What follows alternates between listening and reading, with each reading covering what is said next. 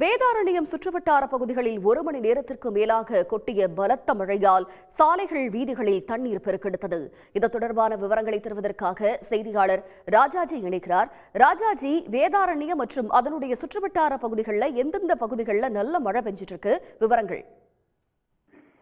அந்தமானுக்கு அருகே வங்கக்கடலில் குறைந்த காற்றழுத்த தாழ்வு பகுதி உருவாகி வரும் நிலையில் கடலோர மாவட்டங்களிலும் உள் மாவட்டங்களிலும் மழை பொழியும் என வானிலை ஆய்வு மையம் அறிவித்திருந்தது. இந்த நிலையில் இன்று காலை முதலே நாகை மாவட்டம் வேதாரண்யம் சுற்றுவட்டார பகுதிகளில் வானம் மேகமூட்டத்துடன் காணப்பட்டது. மதியம் 12 மணி முதல் வேதாரண்யம், தலைஞாயிறு, தொம்போடை, தாணிக்கோட்டகம், கரியாப்பட்டினம், கோடியக்கரை, கடினல் வயல், தென்னடார், வெள்ளப்பள்ளம் உள்ளிட்ட சுற்று வட்டார பகுதிகளில் விட்டு கடந்த 1 மணி நேரமாக கனமழை பெய்தது. இதனால் ஆறு, ஏரி, குளங்கள் நிரம்ப தொடங்கி உள்ளது.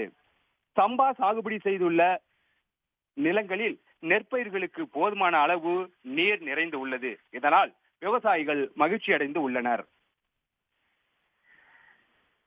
தங்களுடைய விவரங்களுக்கு நன்றி ராஜாஜி. உடனுக்குடன் செய்திகளை தெரிந்து கொள்ள சன் நியூஸ் பெல் ஐகானை கிளிக் பண்ணுங்க.